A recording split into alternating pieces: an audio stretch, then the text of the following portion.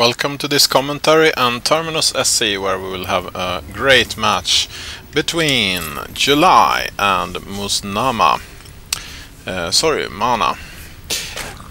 July is spawning as the blue Zerg here in the south position, as I said, on Terminus SE, and in the eastern position we have MaNa spawning as the red Protoss player. This is from the Dreamhack Summer Tournament 2011, and it is the 16 playoffs that we are watching.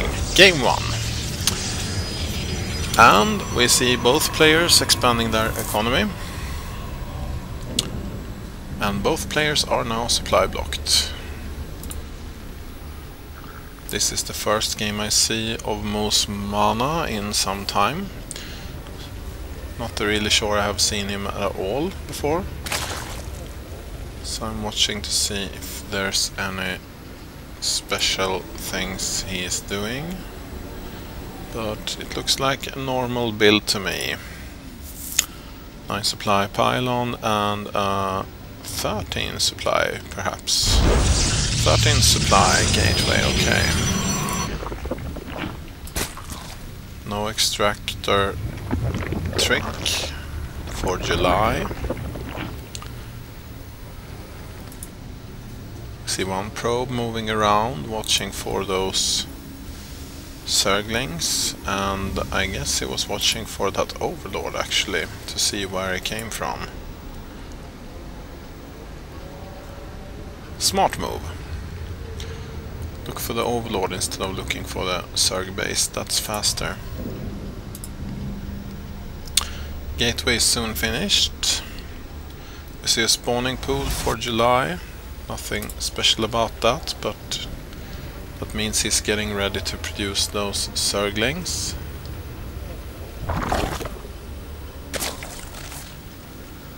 Is there 100? Yes, there is 100 gas for him, so he could start on that. Yeah, and he did. And took off those drones from gas duty. So there will be speedlings quite soon in this game. And this probe, of course, trying to block the hatchery. Cybernetics core coming in, also pretty normal standard play.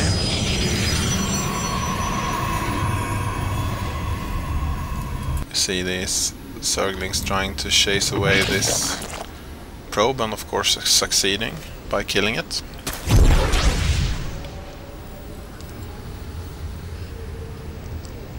So July is able to place his natural expansion and start getting his economy up further. The Protoss looks like he's going to play single base for now, since he blocked off here.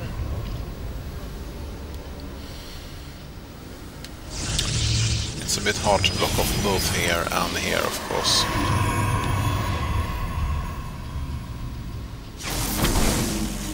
To chase those Zerglings,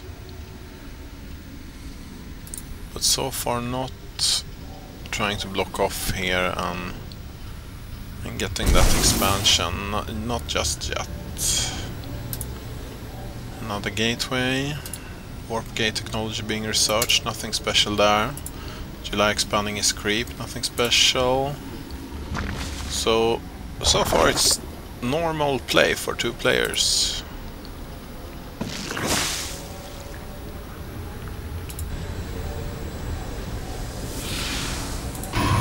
Comes the expansion, a bit risky, but at least he has one pylon down here now.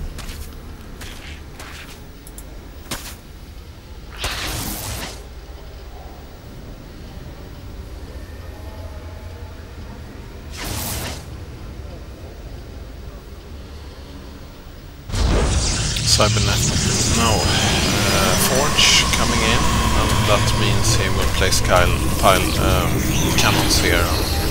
Do the normal fast forge expand, but later in the game. So maybe that would have been a good idea to do right away. Checking for Zerglings down here, of course. He needs to do that in case he wants to defend and start expanding down there as well. Saturation slowly getting better here. And he's mining gas again. Speedlink's trying to get through the destructible rocks here down to the third expansion. The natural expansion for MaNa is up. Saturation getting up as well.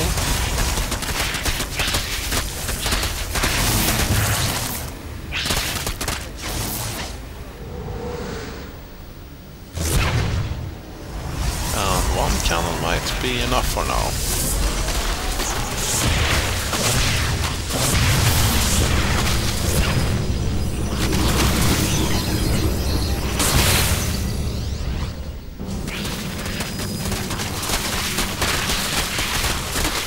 Those destructible rocks have their seconds counted now. And these roaches taking out the pylon for fun.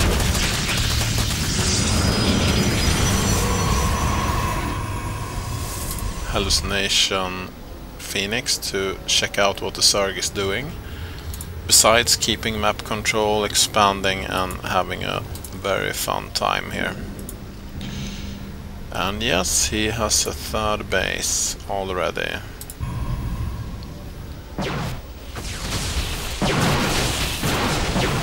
Fast Forge Expand is probably the way to go on Terminus. I've seen that several times. MaNa didn't and is not much, but he is behind. He's ahead on the supply count, but it's obvious that he will be behind in just a moment. And he has the problem of not having map control. Also surprised that July hasn't expanded up here or something like that. In another game we saw Moon do that, and that was really good in that game, since it came down to a base trade attempt in the end.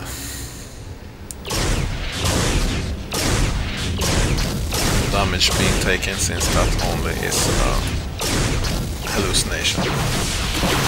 But here comes the real pain.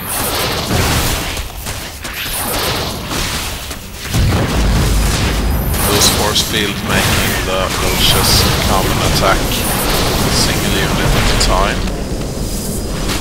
So that helped a lot. But it didn't kill them off, it only made them more angry. And several pylons going down here. Burrowing them not only saves them from being attacked, since there are no observer here, but also makes them able to regenerate quite fast. Soon they will also be able to burrow beneath those force fields. See an observer now here, so burrowing them will not save them.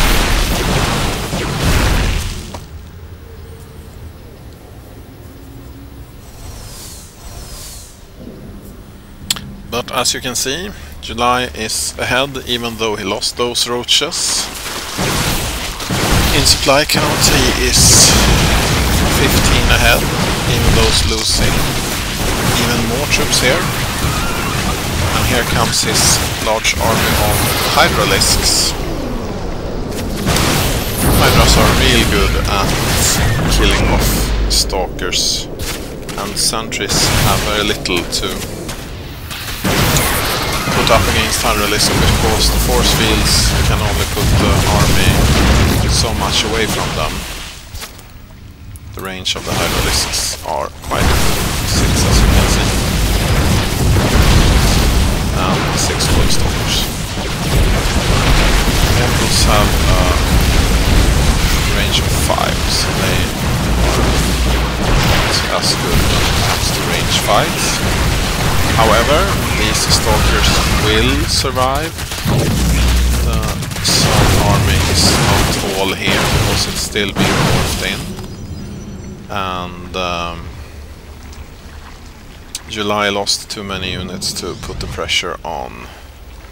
So he needs to get more troops together and attack in one large ball. Here comes a problem with that strategy. The Colossi will definitely put an end to a large ball.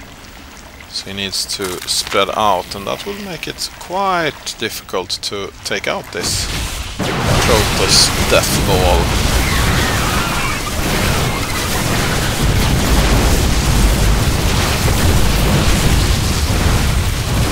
Roach is coming in, helping out, and they can take several shots from those Colossi. Protoss player backing off, as for now at least. Changeling moving in to see what's here. And even though it got killed right away, probably that energy was well spent. Whoa, there are a lot of Zerglings here as well.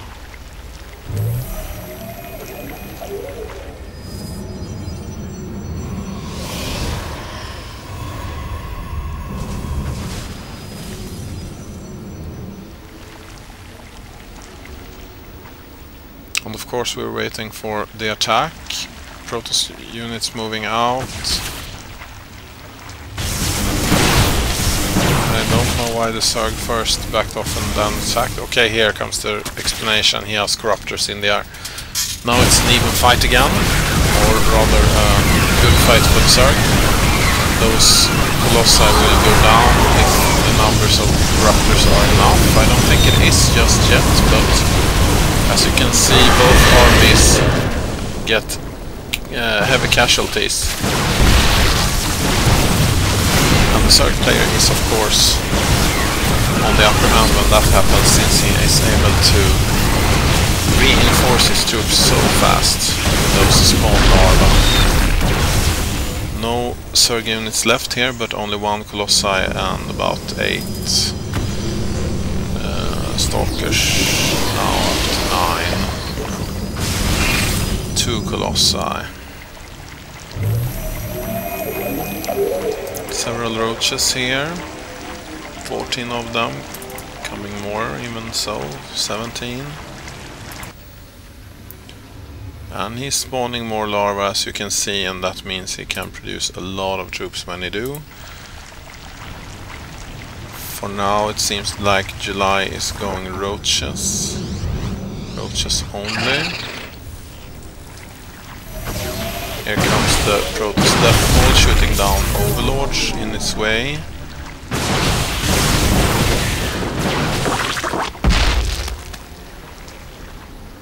Decreasing your opponent's maximum supply is always a good idea when you can. We have roaches and we have corruptors. Against now 3 Colossi. So it's starting to get ugly again. About that time, Zerg is going to attack. July moves in with his troops. And as you can see, those Colossi needs to back off. 1 has gone down, 2 has gone down, only 1 left. And those corruptors are able to kill off that last Colossi, but July says GG anyway and leaves the game. He has very little minerals, it seems, and he's almost mined out at his first base. Even though killing off this large Colossi, he is facing 16 Stalkers and 6 Zealots in this group, and he has no ground troops whatsoever right now. If he would have replenished his troops again, this would have repeated itself several times, and he would have lost when the Protoss ball is ready to move in. What I think he could have done, since the Protoss sort of turtled up for a moment, he could have gotten a base up here or up here, and that would have made the whole difference in the end. Because getting that extra minerals would have probably made him able to outbuild get larger army and kill off this Protoss player. July lost, and we're going to see game 2 in a moment. I hope you follow me there and see if MaNa is able to win that too and go on, or if July is able to take his revenge and get 1-1 in the score and make it a third game. Thanks for watching. I hope you enjoyed this commentary. See you next time. Bye.